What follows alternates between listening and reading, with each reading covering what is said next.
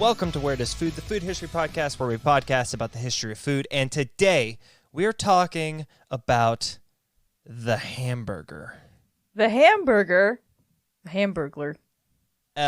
Tim, how do you feel about hamburgers? I'm so glad you asked. I love hamburgers. Hamburgers are great. You love them? Yeah. How do you feel about hamburgers? I adore hamburgers. Okay, fantastic. Just wanted to make sure. Adore hamburgers. Yeah, they're one of my favorite foods of all time, I would argue. If not, just outright my favorite. Okay. Yeah, I'd put it up there for me too, as far as the... Yeah, I don't know. I think there's a cultural thing about hamburgers. I think that maybe we'll touch a little bit on today. I don't really know why it's such a phenomenon. Okay. But it is. It's like... I mean, if you get hamburgers are just so in front of our faces all the time. I definitely feel like in the past 15 years, there's been a huge boom of just like hamburger fiending, essentially. Hamburger fiending. No, you know what? I'll give you that. I hear recently, I think there's just been a lot of solid burger joints that have popped up that you wouldn't have necessarily anticipated, and here we are. Yeah, I feel like there's just this. Yeah, I feel like there's just this big thing with hamburgers, and I don't want it to ever go away. I love hamburgers. I love making hamburgers. It's one of my favorite foods to make. It's one of my favorite foods to eat. But enough about me. Yeah. On a scale from 1 to 20 Red Robin burgers, where do you rate hamburgers? Red Robin has 20 burgers on their menu. I didn't know they had that many their hamburgers on their menu. So what do you rate? I give burgers a solid 17.5. You don't usually go halfsies, but I'm going to go halfsies on this. I give burgers a 17.5. Yeah. Yeah, we don't traditionally do the little half markers. But you've opened up a whole door. Now I'm going to be throwing decimals at you. So next episode, it's just going to be like, it's going to be like 2.38587. About 15.69 cupcakes is what I give cupcakes. That's the next one. See, and I'm an asshole. Right, I'm so 16%. All right, so listen, let's smash some patties. Let's get our brioche buns and let's create us a sandwich. A sandwich of history and lore and other things. Here we go. Okay. Hey guys, welcome to the ad section. I'm here to tell you real quick about Anchor by Spotify. You may have heard us talk about Anchor at the end of our episodes, is because Anchor is the platform we use to distribute our podcasts. It's totally free. It helps us distribute our podcasts to different platforms. That's how we're on Apple Podcasts. It's how we're on Google Podcasts, CastBox, you name it. They've helped us do that. You can record directly on the app, on the webpage, so you don't even need a super fancy setup. It's super straightforward. Totally free. So download the Anchor app or go to anchor.fm to get started on your podcast or whatever you like to do. All right, guys, enjoy the rest of the episode. All right, so a burger, as it is colloquially known as, is pretty simple concept, right? I think we all... But Absolutely. if you don't know what a hamburger is, allow me to let you in on a secret. It's typically meat, but there are veggie burgers now. Typically. It's more often than not beef, even though we do see other varieties. And it tends to be in between, two pieces of bread, specifically buns. That's there are patty melts. So, toast is a thing. And I do like a good patty melt, don't get me wrong. Yeah. Well, we can talk about that later. Yeah. Yeah. I think if you zoom out enough, that's a burger, but it's also a sandwich or Absolutely. a panini. I don't know. Tim, for some reason that never crossed. Okay, we'll talk about that later. Okay, interesting. So you're making my mind melt. Haha. Okay. We're punny today. I don't know what's wrong. So essentially, since it's such a simple idea, that means we don't really know. I mean, we kind of know, but it's one of those origins where it's like, oh, fantastic. Okay, we're gonna talk about some foods that are not hamburgers that will eventually lead to hamburger. It's one of those episodes. Okay. So It's one of those episodes. All right, I'm interested. like I said, we do have a concept, at least of the contemporary hamburger. That is, it's pretty recent. It's actually developed late 19th century, early 20th century. That's kind of where we pin it historically. Oh, wow. Okay. But again, with all food origins, there's more than meets the bun. Can I get something? Good friends of the podcast, Romans. So we're going back to ancient Rome. Yeah, good friends of the podcast, Romans. We're going back to ancient Rome. The Apicius Cookbook, or maybe it's Apicius Cookbook. I don't know. I don't speak Old Roman. It's funny. We've read that cookbook title enough times. Still, we'll don't know. Yeah. Still don't know. Continue. Someone will correct us at some point. 100%. So it's we've talked about it, but just a refresher. It's a collection ancient Roman recipe book, essentially. And it dates back to as early as the 4th century, which is old as shit. And it does have... I can't fathom that. No, I can't either. So it details a preparation of beef called Acicia aumentata, served as a baked patty in which beef is mixed with pine kernels, black and green peppercorns, and white wine. Acicia aumentata. Shut up. That sounds good, actually. It might be the earliest precursor to the hamburger. We're talking about a beef patty cooked with some seasonings and served up. No bun, though. No bun. But like I said, we got to start somewhere. We got to start, before we put the patty in between buns, we just had to serve the patty. You know what I mean? Another precursor to the hamburger were meals that typically did minced meat. Meal that comes to mind is steak tartare. Do you know what steak tartare is, Elle? I'm not too familiar. Tim, what is steak tartare? So steak tartare, it was first mentioned by Jules Verne in 1875 in his novel Michael Strogoff. Steak tartare is a raw mincemeat. It's served in a puck. It's literally raw. It's a raw beef puck, and it has onion and garlic, and it typically gets served with a raw egg yolk on top. Okay, so that's a lot of raw things. Yeah, so steak tartare isn't the most popular thing now due to foodborne illnesses, or at least the acknowledgement and understanding of foodborne illnesses. But good gosh, it's still a meal.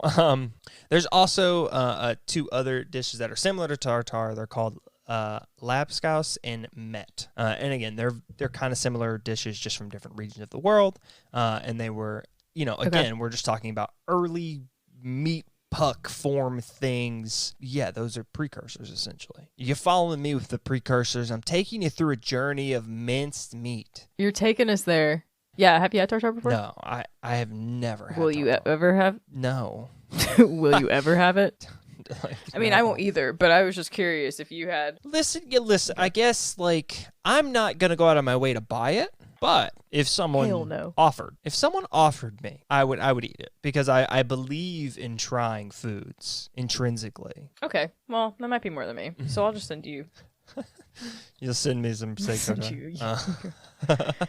Report back. Make sure it gets at least 80 degrees for 6 hours. All right, so other minced meat things that aren't raw. There's this thing called the Hamburg sausage. The Hamburg sausage? Is that a dance? Yeah, and it comes from Hamburg, Germany. There's also meatloaf and kofta and meatballs. There's all these different preparations of mincing up meat and then cooking them. At some point, we're going to put those in between buns. At some point. We're going to get there. Dude, hamburgers have an incredible build-up from what I'm learning so far. Well, we just started with minced meat, but those we just haven't put it together yet. Exactly. The fact that all those things came, I wouldn't have guessed meatloaf came before hamburger. I don't know why. Absolutely not. I don't know. I don't think logically that makes sense, but my brain places, for some reason, places meatloaf 1930. And then my brain places hamburgers from the dawn of time. It was a Great Depression food. Yeah. Well, because I would argue that the Romans making a meat patty and then that somehow not just immediately being stuck between two pieces of bread just kind of blows my mind. Because we've seen the progression of food on this show. Yeah. Yeah. And we know for a fact that Roman peasants made toast. They made pie. Yeah. We know, historically, we know that Roman peasants threw bread on a fire and toasted it, like just trying their best. You figure someone put those together, absolutely. But the fact that when we think of the contemporary hamburger, though, the fact that it's meatloaf, I'm really hung up on meatloaf. That meatloaf comes before it is fucking insane to me.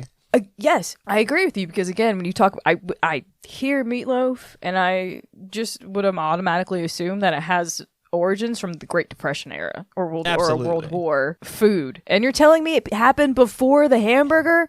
Blasphemy. Yeah, there's also no way that the meatloaf didn't get a boom during that time frame. You know what I mean? Absolutely. Absolutely. Meatloaf and mac and cheese, come on. Maybe that was the meal. Yeah, those were the things that really came from the Great Depression. All right, so in the late 19th century, the Hamburg steak, we're going to really focus on this bad boy because this bad boy kind of ultimately becomes the hamburger. It became a super popular dish. It's typically made from fried chopped beef with eggs, onions, and a variety of seasonings. So you can kind of see how that gets translated. The oldest literature with the Hamburg steak belongs to Delmonico's restaurant menu from 1873. That's what's up. Okay. Which I'll recall, as far as literary, it's referred to actually 2 years earlier than the steak tartare. So steak tartare was referred literarily in 1875, whereas Hamburg steak was on a menu at 1873. Earliest known written things. It went for 11 cents, which was twice the price of a steak. So you get a steak for fucking 6 cents or 5 cents, and this fucking thing was going for 11 cents. But ultimately, it got cheaper. It became more popular. A variant of the Hamburg steak is the Salisbury steak, which we know that bad boy.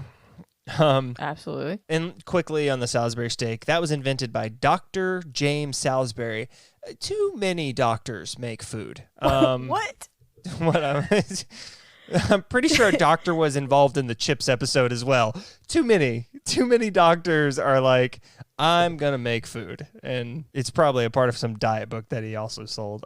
The Salisbury steak I was just diet. About to say, this was probably some diet that he pushed. Are you kidding me? Yeah. Some doctor? And Salisbury steak itself has been used as a term in the state since 1897. And then, so by the time 1930s, the term hamburger steak became less frequently used, and the term hamburger started to become more of a term used. It became more involved in the lexicon. Makes sense. Yeah, and then if you keep pushing forwards, once we get to the 50s and 60s, we, again, like I said earlier, we end up we refer to it a lot as a burger. You guys, you want to go get burgers or whatever. So burger, 20 years later, 20 some odd years later, ends up becoming into the lexicon as well. And then we use burger as the suffix to whatever we want to call a burger. A veggie burger, a black bean burger, cheeseburger, bacon burger, pork burger, turkey burger, So we essentially just took that word and attached it to any sort of patty that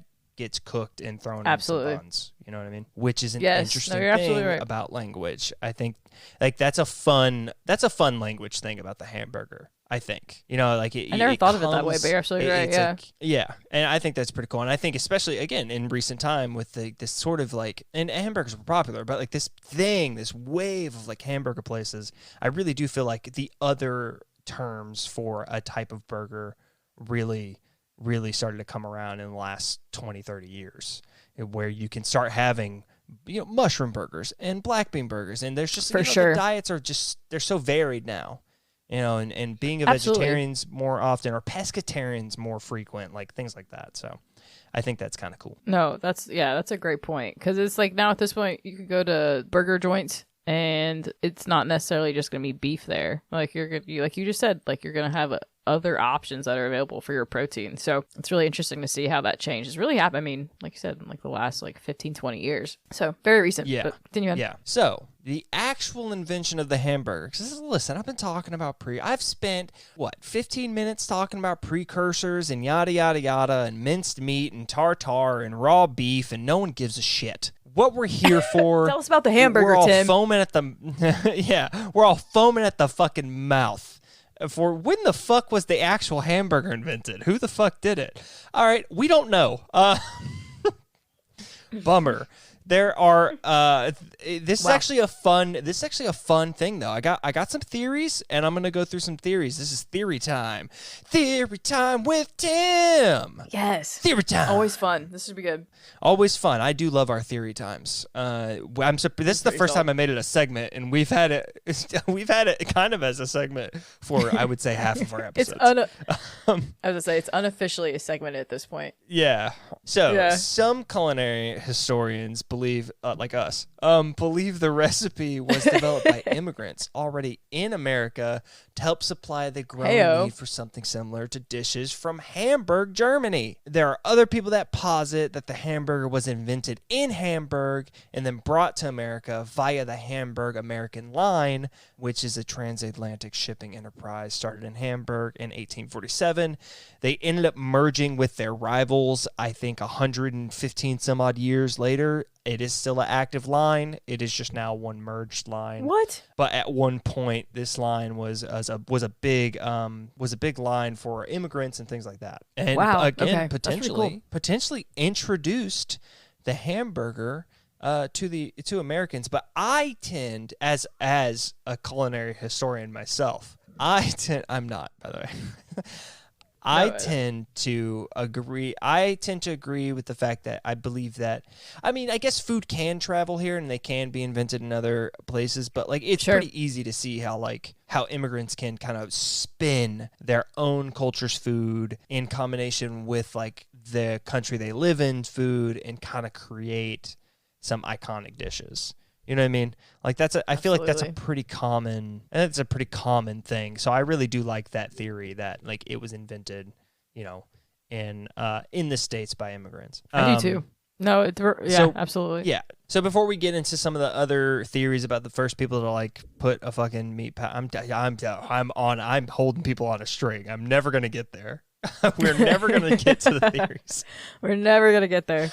It's fine. No, we're never going to get there. So I just wanted to talk a little bit more about the U.S. I mean, hamburgers are super popular in the U.S., so I just want to talk a little bit more about the development of the hamburger, which, again, is theorized to be made and invented in America. So industrialization really, really impacted the Hamburg steak, which we talked about earlier, its price. Again, at one point, it was 11 cents. It was double the price of steak, but there was a little invention made. It was called the fucking meat grinder, baby. And the meat grinder. Didn't even think about that. Yeah, the meat grinder allowed essentially to grind meat quickly. Before then, it was literally done by hand and with chisels, like specialized chisels to grind meat up to make a ground patty. No clue. Yeah, that's absolutely insane. That's bonkers. So the first meat grinder was invented in the early 19th century by German engineer Karl Dreiss. The machine made it possible to mince meat and sold at markets in large quantities at reasonable prices.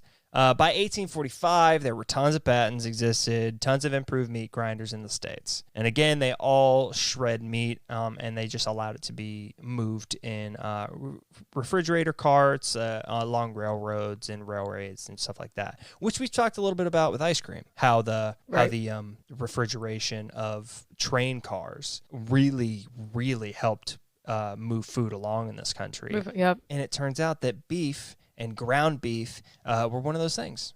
Who would have thought? Not I, said the cat. Those two things. Okay, that's wild to me. But it makes sense. Again, the industrialization. Yeah, the meat grinder is also pretty responsible for really popularizing like hot dogs and stuff too, because it just made that whole process easier. Yeah. We also, here's another thing. So we had industrialization, but we also had an increase of beef production and livestock intensification, as it were called.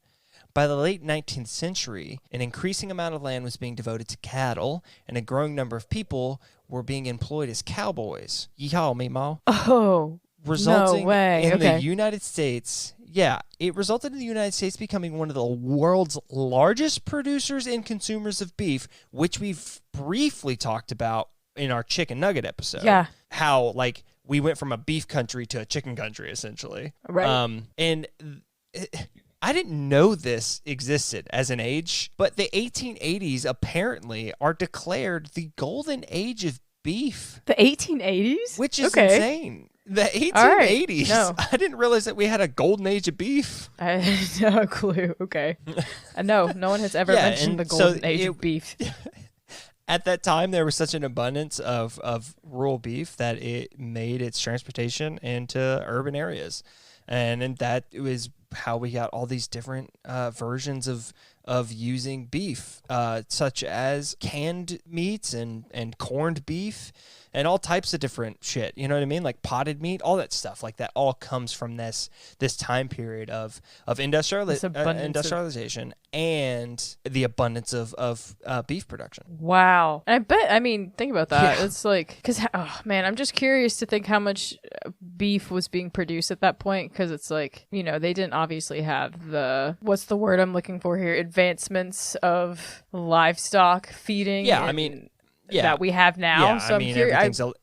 everything's a little bit more crude. I mean, obviously, we probably produce more beef now just by the population increase and shit like that. But I'm sure it was incredibly impressive for the time frame. Right. Yeah, that's wild. Yeah. So around this time, the city of Chicago, along with other East Coast cities, they actually became the focal point for large-scale beef processing. Chicago, great American city. Yeah, and it was made available to the working class, and that's how the Hamburg steak ended up reaching the vast majority of the population. Wow. Which it was, the rise of the American beef dream, as it's called. Literally, I didn't make that up. That is what it has been referred to. No, absolutely not. Yeah, it's... So again, to clarify, at this point, they're just eating the patty, essentially, right? Like, we're right, just having the beef patty. Is what I have it, right? Served with okay. served with accoutrement. You know what I mean? It's like, served with some veggies or something. Yeah. Are we ready for some theories? I am. Lay it on me, Tim. What you got? Let's do some theories. Theory All right. 10 part 2. Texas historian You? Frank Tolbert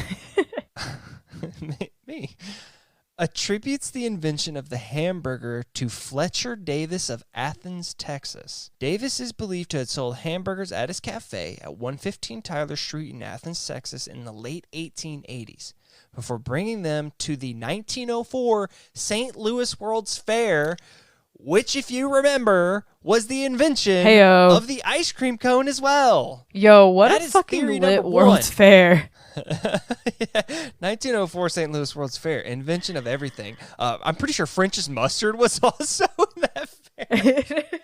I mean, it's just everything was in that bitch. Yes. We don't do fair. We used to be a country.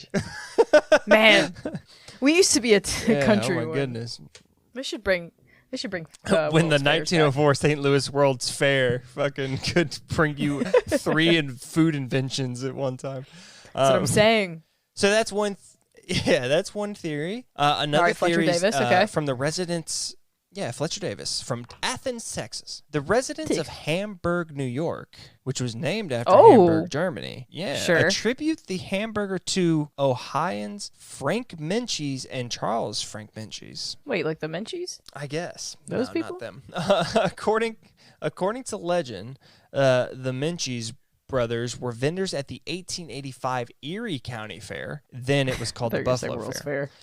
When they ran out of sausage for sandwiches, they ended up using beef instead. And this is the theory. They named the resulting sandwich after the location of the fair. However, Frank Menchie's obituary in the New York Times stated that these events took place in the 1892 Summit County Fair in Akron, Ohio. So... Oh, H-I-O. Just a patty from Akron. It's that one's a little weak because the obituary says one thing, we get like this other thing. I don't. No. I'm not a fan of that one. I think they're No, lying. I'm not a fan of that one either. I'm not going to lie. Are you ready for a third one? There's a third one? Absolutely. Yeah. What you got? So, the Seymour Community Historical Society of Seymour, Wisconsin, credits Charlie Negreen, Wisconsin. known as Hamburger Charlie, with the invention of the hamburger. Negreen was Sounds 15 when he reportedly made sandwiches out of meatballs that he was selling at the 1885 Seymour Fair, No. now known as the Outagamie County Fair. If I said that incorrectly, I am super sorry. To make it easier for customers to eat while walking. The Historical Society explains that Negreen named the hamburger after the Hamburg steak, No. which local German immigrants were familiar with. No. I'm flat out. No. No. I don't believe this theory. No. At 15, no? At 15, this kid just made a meatball sandwich, which, if you want to talk, is that a burger? I don't know. Great invention. But great invention. exactly. But he just is a meatball sandwich. a meatball sandwich. I mean, it's meat between two patties, right? I mean, two buns. Anyways, two buns. Again, I think we should save that portion of it. We can add it to the patty melt portion of the podcast. But no, he's lying. So I'm going with Fletcher Davis, unless there's another theory. There's another one. No. I'm impressed. There's Okay, 4. what you got? All right. So there's good evidence that the first hamburger served on a bun was made by Oscar Bilby of Tulsa, Oklahoma in 1891. In April 1995, the Dallas Morning News reported on an Oklahoma author who said that Tulsa beat out Texas as the birthplace of the delicacy. I don't want to call a hamburger a delicacy. But I mean, that's the words that they used. And I quote, I was quoting what he said. Yeah. So Michael Wallace, who's the author of Route 66, The Mother Road, was quoted by that's the guy who was doing the whole. He was the Oklahoma author. Was Michael Wallace? He was quoted by the newspaper as saying that he had discovered Tulsa's place in culinary history, which he made while researching the state's tastiest hamburgers. He started at the restaurant that has been voted Tulsa's best burger more often than any other restaurant since 1933. Weber's Root Beer Stand. That's the restaurant. Man, I really got to go to that place. Wallace's research revealed that Oscar Weber Bilby was the first person to serve a real hamburger. I want to specify that he says real hamburger there. On 4th of July, 1891, the ground beef was served on his wife's homemade buns at a party he was throwing on his farm just west of present-day Tulsa. So his point is that until that point, until the bun came into play, because 1891 is after. It's after 1880. Don't know if you know that. Thank you. He was saying the ground beef had been served in Athens on simple slices of bread, which is presently known as a patty melt, not as a hamburger. According to Michael Wallace, he believes that the bun is essential. Therefore, in 1995, Governor Frank Keating cited Athens, Texas, serving ground beef between two slices of bread as a minor accomplishment. The governor's April 1995 proclamation, which will go down in history as Tulsa's April 1995 proclamation, cites that the first true hamburger on the bun, after meticulous research, was created and consumed in Tulsa in 1891, and the governor's proclamation cites the April 13th, 1995 in Tulsa as the real birthplace of the hamburger. No way. Yeah. The real birthplace of the hamburger proclamation, circa 1995 in Tulsa, Oklahoma, by Governor Frank Keating. Threw a lot of heat at Athens, by the way. Threw a lot of heat. So that's what I want. First and foremost, this sounds just like an extra flair of the bitter state rivalry that is Oklahoma and Texas. 100%. So, right? Okay. And my thing is, because I'm still kind of leaning towards Fletcher, only because Oklahoma's claim to fame is just so petty that I'm like, this kind of just seems like revisionist history on y'all's end. Well, that's the thing is, here's the thing. I'm with Fletcher because I believe it is, even if we don't come down and say that patty melts are hamburgers, it is absolutely disrespectful to call a patty melt at a time when nothing else like that really existed as a minor accomplishment. Yeah. That is absolutely fucking insane. I agree with that. No, That's I agree with that. an insane thing to do. The hamburger was invented in Athens, Texas, and I don't even like Texas claiming shit. That's disrespectful. They do it all the time. Like how they claim that Whataburger is like the actual best burger. It's not. It's not. I had Whataburger. I didn't even tell you. It's not. I didn't even tell you. I Tim. happened to be over in where's the Whataburger here in Tennessee? Oof, dude, I don't know. I know there's think one it is. near us down here, but I happened to be over there. And I saw it. I was like, oh, yonder. fuck, I forgot they put the Whataburger here. I haven't had Whataburger in like 5-6 years. It's been a while. It's been a hot minute. Maybe even longer because I lived in maybe even longer because I lived in Austin and there's so many other better burger places. So, shade. Yeah, whatever. Whataburger's a piece of shit. So you know what, Elle? I decided, I was like, listen, it's been years, and I'm not one to create a food opinion and never adjust it ever again. You know what I mean? I don't believe in that. So I was like, I'm going to give it a go. So I pull in. It's way too busy. But I pull into the Whataburger, and I'm like, all right, Here we go. I'm going to do this. And I get the burger I get everywhere I go when I want to try them as my favorite version of the burger, which is a cheeseburger with mayo, lettuce, pickle. I like other burgers. I'm a big fan of tomato. I'm a big fan of tomato, but if I want to try a place for what it's worth, in my opinion, I got to go with the one that I know I'm going to love, and it's always the cheeseburger with lettuce, mayo, pickle. It's just that simple. If they have a burger sauce, I will say, if they have a sauce, which they don't, they have like jalapeno ranch and ketchup and shit like that. I don't give a fuck about that. They don't have like a burger sauce. So if they have a burger sauce. Pause. They don't have a burger sauce? No, doesn't have a burger sauce? Or they might have like other like specialty mayos and shit. And I know they have like jalapeno. I know they have like jalapeno ranch and jalapeno ketchup and shit. Like I know they have that. So no, everyone can move on. Not that good. So I ordered that. And I got me a fry. Cool. Not a big deal. I ordered me a small Diet Coke because DC's the best. You made a face. Don't make a face to DC. You're not a fucking Diet Coke fan. You knew where I was going with that. Am I doing a podcast with someone who's going to disrespect Diet Coke? That's absolutely disrespectful. I can't believe that. Disrespectful. I can't believe DC. it. It's the best. No way. No how. So either way, that's not the point. So I wait too long. But to their credit, everything came out hot. Yeah. It was a long wait, but it wasn't like a long wait for the wrong reasons. It was a long wait because there's a lot of people. But the food came out hot. I'll give you good. that. The small drink was a 45-ounce drink. It was way too big.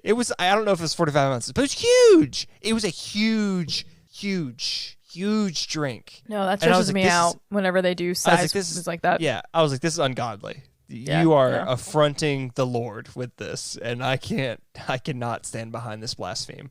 And when I say small, I want a fucking 12 to 16 ounce drink. I do not want a fucking 24 plus. I don't ounce want drink. a medium. That's too much. Yes. Yeah. Don't want a medium to large size for my small. Yeah. And so here's the thing. I didn't order a double. I ordered a single because I don't believe in ordering. I don't order double cheeseburgers. I just don't. Like if I know it's a 2-ounce patty. So like there's a local place here, Karen's. They do 2-ounce patties. I order a double. And In-N-Out does 2-ounce patties. I order a double. So I'll order a double if it's a 2-ounce smash because I know it's a 2-ounce smash. If it's a 3-ounce or a 4-ounce smash, which is a quarter pounder if it's 4 ounces. If it's those two, I don't order a double. It's too much. I don't want half a pound of beef. I don't care. Agreed. That's too much. I don't want that. Okay. Yes. So and typically a quarter pounder works. I'm pretty sure. I'm almost positive. I don't know what a burger size is. I'm pretty sure it's a quarter pounder, if not a little bit more. It might not be a full third pounder, but it might be like a 5-ounce patty or something. Okay. So it's good size. So I order a single. First things first, the overwhelming flavor profile of a Whataburger cheeseburger is the fucking not great bun. It's the bun. Like, the bun is so fucking... It's like, it's not even like a good brioche bun. Like, it's not like a shiny topped brioche bun. It's this bland... It's like a bland, larger bun like McDonald's threw out if it didn't meet like the perfect small like McDonald's specifications. You know what I mean? It's like this bland fucking no sesame seed, plain dry ass, thick ass, white enriched flour shitty bread. It is not good. It literally tastes like white bread. Yeah, it tastes like store-bought shitty ass like bottom tier hamburger bun. That's what it tastes like. Damn. Okay. And that's the overwhelming that flavor doesn't sound profile. good. Second, absolutely the not. lettuce is lettuce is shreddis. It's okay, whatever. I'll give you shreddis. I don't love shreddis on a hamburger. I prefer shreddis on a chicken Sammy, but that's okay. Doesn't bother me. Lettuce is fine. It's crispy. It's nice and refreshing. It's good. The third thing, the pickles. Mediocre as fuck. Yeah. It was the most mediocre pickle I've ever had in my life. Again, it felt like, what kind of pickle did they get? What fucking pickles are they getting? They getting best made pickles back there? I don't want best made pickles. I spent $10 on this meal. I want better than Blue Bunny hamburger buns and best made pickles. I want better than that. And an iceberg lettuce. Again, the lettuce was fine, but you chose the cheapest lettuce. I know you. Don't fuck with me. I've worked at a burger joint. I know good quality recipe. And I know it. The mayo cheese, great. 10 out of 10. They're hoping you wonderful. The American cheese, mayo flawless, cheese were salty, the only good wonderful. things. The mayo, nice, fatty, amazing, wonderful, tangy mayo. The burger, bland, flavorless, absolutely nothing. Just like, did they salt it? I don't know. Maybe. Was that part of the game? Like, did they salt the burger? Who knows? The most bland, you literally just said that the best part of your burger was mayo and cheese. Mayo and cheese. Yeah. Jesus. Yeah. I'm telling you, I didn't tell you this. I didn't tell you this story. I forgot to tell you, but I literally, like, again, I wanted to try it again. It had been so long. I was like, okay, like maybe I'm just like being redeeming, negative towards it for no reason. The fries were fucking phenomenal. The fries were so good. That was a saving grace. Okay. Salty, what kind of fries do they have at crispy, Whataburger? I don't remember. It's shoestring. It's again like a McDonald's shoestring. Oof. They were so good, perfectly salted, and they use really fine salt, which is fine. I actually kind of like that sometimes on a fry where it just like gets super coated. Absolutely. Because like, sometimes when you go real coarse, you get kind of the bottom. Not every fry gets perfectly seasoned, but theirs is like fine enough that like every fry is salty. It's crispy. It was perfect. Yes. Yeah, their fries fucking phenomenal. It was super good. That was my favorite part. But like, and sadly, I got the small and the fries because they're fries. Like I don't want to like absolutely eat that many fries. Overboard on fries. I was like, fuck. Absolutely. I was like, fuck. Turns out. I was like, fuck. I should have got the large fry. Yeah, large fries. So like single burger, thank you. I don't know, man. Like I honestly, like 100%. If you like Whataburger, burn your taste buds. What the fuck are you doing? Like, also, let me just say this: if you like Whataburger, that's fine. I don't really give a shit. You can like Whataburger. However, it is like whatever you want. You know, however, this is what pisses me off: is to even act like Whataburger is on any fucking hamburger level to Shake Shack, In-N-Out, Hop Dotties, any of them. It is not even fucking close. It's not the same. Not even close. It's not even close. I'm not even gonna say an upgraded McDonald's. It is a fucking lateral McDonald's. It is right across. Like what? Yeah, it is not. Yeah, damn. It is not it. Yeah, it's not it. Either way, that was my side tangent.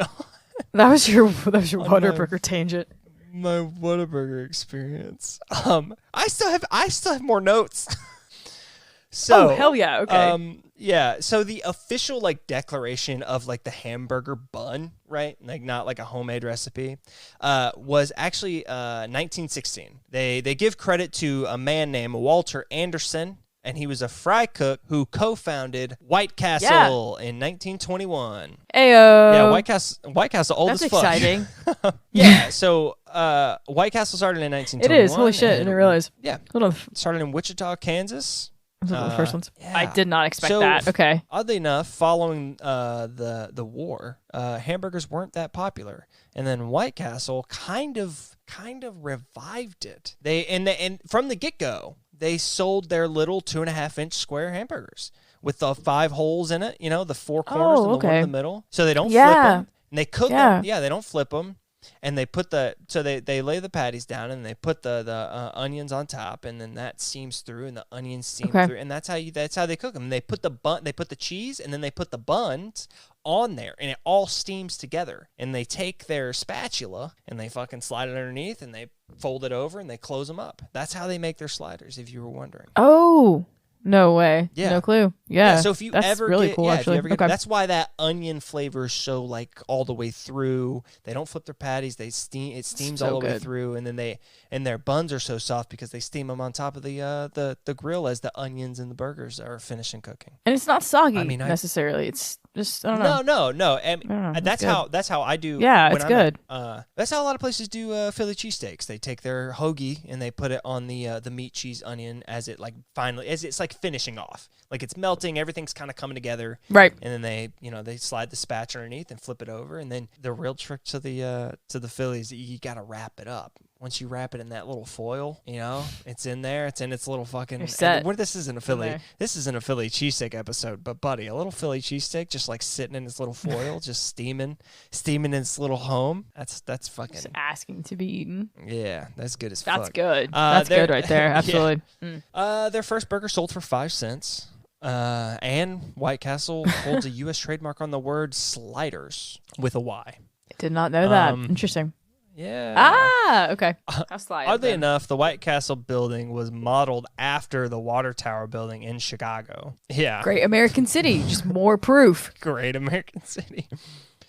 White Castle was also the first to sell their hamburgers in grocery stores and vending machines, which is insane. And they also created the industrial strength spatula. Also, here's another fun fact about them. They were the first to mass produce the paper hat. So that's cool. Things I would have not put on my bingo card for White Castle. The hat. Yeah, that's weird. Okay. That's weird. But cute. Also cute. There you go. May 15th, 1940. Do we know what that is? No, Tim, but you're going to tell me? Yeah, it's the opening of a restaurant named McDonald's. What? Old friend of the podcast, McDonald's. Old friend Ronald McDonald's here. Yeah. So on U.S. Route 66 in San Bernardino, California, that's where the first place they opened, 1940. After analyzing their sales, the brothers, they discovered that their revenue, 80% of their revenue, was coming from the hamburgers. The menu initially featured, which I'm pretty sure we talked about, the menu initially featured, maybe we didn't, 25 different dishes. And most of them were barbecued. That's not even hamburger. Unreal. That's not hamburger. So they revamp it. They pretty much do what they do and started kind of the fast food joint, and that was it, man. That's what they did. We know the story of McDonald's, right? They go all the way through and absolutely, did a lot of innovation and all that stuff, and kind of created the drive-in, and it was just good timing, man. We were hitting that time period where the automobile was become accessible by a lot of Americans, and people were on the road, baby. On the road, you want to stop at McDonald's? Grab us a hot dog and some cheeseburgers, maybe some spaghetti that came off the grill. I don't know. That's right. No, I forgot. They forgot they did all the random Yeah, things. they did all that shit. That was yeah. All right, that's hamburgers, baby. From there it gets global. Hamburgers? It goes crazy. That's hamburgers. We're gonna go. Anyway, I got a couple things. I got a few things, but that's the life of hamburgers. So let's do some fun life things. Cycle. Okay. At $499, the world's largest hamburger commercially available tips the scales at 185.8 pounds. That's 84.3 kilograms. And is on the menu at Mally's Sports Grill and Bar in Southgate, Michigan. It is called the Absolutely Ridiculous Burger, and it takes up to 12 hours to prepare. And it was cooked on May 30th, 2009. Why? What? I don't know. Who ate it? Did someone have to eat all of it? A lot of folks, I guess. At $777, there's a Kobe beef and Maine lobster burger, topped with caramelized onions, brie cheese, and prosciutto, and was reported to be available at Le Burger Brasserie inside Paris Las Vegas Casino. So I can butcher the French because it's in Las Vegas. Dude, no one cares. Man, you had me in the first half of that because I was like, Paris, France. And you're like, no. Yeah. Vegas. Okay. That makes more sense now. Which we've talked a little bit about, on August 5th, 2013, the first hamburger made from meat lab grown from a cow stem cell was served. Do-do-do. Yeah. The hamburger was a result of research in do you think it was good? the Netherlands. No, I heard it was really bad because it had no fat. But now they've been able to make fat, and they've incorporated it with fat. So that's cool. Oh. And it was led by cool. Mark Post from the Netherlands. Yeah. And it was sponsored by Google co-founder. Eat your lab meat. Interesting. Yeah, that's it, man. That's all I got for Get hamburgers. your lab meat. That's hamburgers. That's it. Again, That's it kind of just blows my mind. Yeah, that it blows my mind that it had kind of it was a late bloomer in the terms of a little bit how it was formed. Yeah, because it's like, again, we've definitely talked about a lot of foods and how they kind of molded and turned into the foods that we know today. But hamburger, I mean, it was just a patty and a bunch of other things essentially before it turned. Someone was like, hey, we should put this in some bread. So shout out to Fletcher Davis, Oklahomians, for putting that together. Yeah. Shout out to Athens, Texas and Mr. Davis himself. Texas. And Tulsa, you can go eat your shit. Okay. The bun is the most important. Get the fuck out of here. But that's the thing is, like, they did have a good invention. They made the hamburger with the bun. Yeah. Like, why couldn't you just leave it at that? Why'd you have to take a dig at the Athens at Fletcher and be like, well, he served it on bread. That's what I'm saying. It was bread. Whatever. Eat ass. Fuck out of here. Fuck out of here. Okay, well, you were at 17.5. Are you going up? Are you going down? Are you gonna do it for the Romans? Going up. When is your perfect food gonna exist? I already have a perfect food. Elle's holding out. She's being a prude about it. Yeah, I don't know. I'm really trying to figure out if there's going to be a food that just tickles my fancy like that. Burgers are close. You know what though? Actually, like, I don't really have. I don't know. Maybe today's the day. Burgers it is. It's a 20 out of 20. It's a 20 Red Robin burgers. Burgers out of 20. Man, did we jump up 2.5 points? My goodness we jumped gracious. up. We jumped. How can you not? It's like a weird comeback story in a way, because people counted out the burger patty. He said, not so fast, and just completely reinvented itself. I love how there's 4 different contentious theories about this food, which makes you know that it's definitely culturally and historical significant impact, that there's different theories about it and how important it is to our food world. Would you call a lexicon? Would you reference it to the food? Okay, yeah, our food lexicon. Sure, yeah. Yeah, why not? It's cool. I've always heard the Hamburg Germany story, but now that we've obviously had this conversation, I'm like, where the fuck did that come from? I think we just combined stories with that one. Yeah, because it has the name Hamburg. And admittedly, Hamburg steak was made in Hamburg. Right. And that's definitely, I would say the Hamburg steak is probably the one that leads up to the hamburger the most. As opposed to like steak tartare and all that other stuff. All that other stuff was just me talking about mincemeat and just dangling the string along. You know what I mean? Just gotta keep it. The shoestring fries. Create a narrative. Shoestring fries. Dangling Tim, I gotta the fries ask you. along. Speaking of, is a patty melt a burger? Yeah, I believe it is. Is a meatball sub a burger? 100%. You convinced me. You said it's meat in between 2 buns, and I was like, "You right." Okay. So then, I was like, big facts. Big facts. Big facts. You're not wrong. So then, let's take Philly cheesesteaks. No, but are they just inherently something different? Because it's not the patty. You're missing the function of the patty with the cheesesteak. That's a lot of chopped up beef. You know what I mean? That's like kind of slivered chopped beef. You know what I mean? It's got to be patty form. It can't be loose. Solid. Yeah. You know what I mean? I like that. Yeah, can't be loose. No, that's good. That's a good discernment. Absolutely. Yeah. It's got to be, listen, if you took a slice of meatloaf and put it in between buns, you just created a burger. That's technically a burger. Yeah, it's technically a burger. You a meatloaf fan? Wow. It depends on who makes it. I'll put it that way. I'm not. I'm not. Is it the first thing that I go for? No. It's not at Is all. it the Good first thing fucking that I reason. go for? No. It's not even. But the like, 10th thing. have go I for. had taste?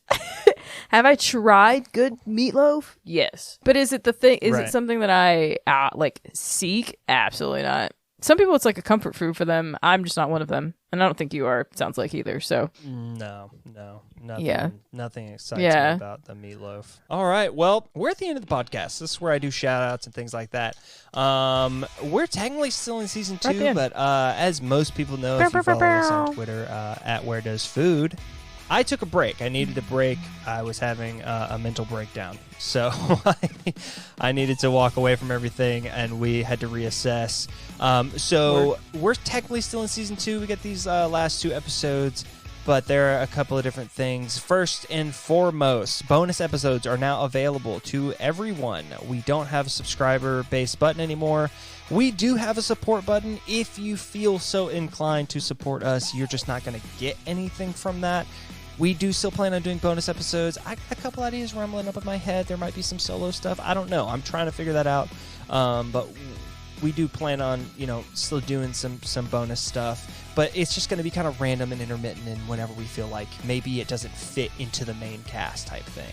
As opposed to it just being like a version of the show behind a paywall. Second thing is we are no longer releasing every Monday. It is every other Monday. Our jobs are stressful, life is stressful, and trying to do a weekly release was simply just destroying me. It just makes more sense for us to do 2 episodes a month, and it allows us to record maybe multiple and just kind of be ahead of it instead of behind it, because it was at a point when we were just kind of being behind it all the time. So that is happening going forward. However, everything else is still the same. You can still find us at wheredoesfood.com.